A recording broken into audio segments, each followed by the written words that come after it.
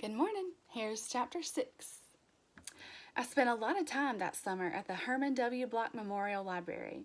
The Herman W. Block Memorial Library sounds like it would be a big, fancy place, but it's not. It's just a little old house full of books, and Miss Franny Block is in charge of them all.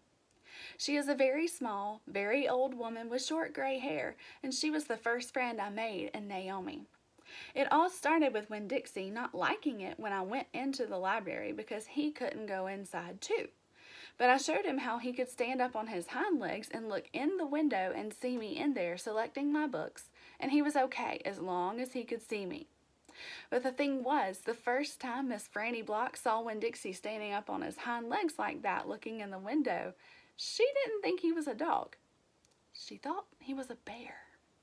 This is what happened. I was picking out my books and kind of humming to myself, and all of a sudden there was this loud and scary scream. I went running up to the front of the library, and there was Miss Franny Block sitting on the floor behind her desk. "Miss Franny," I said, "are you all right?" "A bear," she said. "A bear?" I asked. "He has come back," she said. "He has?" I asked. "Where is he?" "Out there," she said, and raised a finger and pointed at Winn-Dixie standing up on his hind legs looking in the window for me. "Miss Franny Block," I said, "that's not a bear, that's a dog. That's my dog, Winn-Dixie." "Are you positive?" she asked. "Yes, ma'am," I told her. "I'm positive. He's my dog. I would know him anywhere." Miss Franny sat there trembling and shaking. "Come on," I said. "Let me help you up. It's okay." I stuck out my hand, and Miss Franny took hold of it, and I pulled her up off the floor.